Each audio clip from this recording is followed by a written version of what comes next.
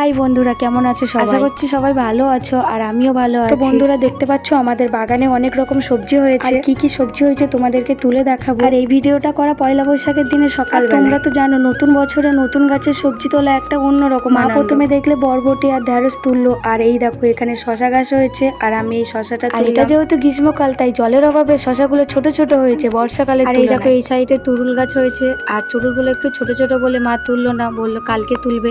আর পালং শাক গাছটা দেখো জাস্ট অসাধারণ। আর এই দেখো এই সাইডে হচ্ছে পেঁয়াজ গাছ দিয়েছিল, পেঁয়াজ গাছগুলো শুকিয়ে মরে গেছে। আর এই দেখো মাটি থেকে এখন মা পেঁয়াজগুলো তুলে বার করছে। দেখো কুমড়ো গাছে আমাদের কত সুন্দর কুমড়ো হয়েছে, মা খড় দিয়ে ঢেকে রেখেছিল যখন ছোট ছিল। এখন দেখো কুমড়োটা বেশ সুন্দর। আর এই দেখো এই টমেটো গাছগুলো কিন্তু শীতকালের টমেটো গাছ, খানিকটা টমেটো হয়ে আছে আর দুটো একটা যেগুলো মা এখন তুলে নিচ্ছে দেখতে পাচ্ছ। এই দেখো অবশেষে কতটা সবজি তুলেছি, এখানে আছে ঢেঁড়স, বরবটি, শসা, উচ্ছে, পেঁয়াজ, টমেটো, অনেক রকমের সবজি তুলে নিয়েছি।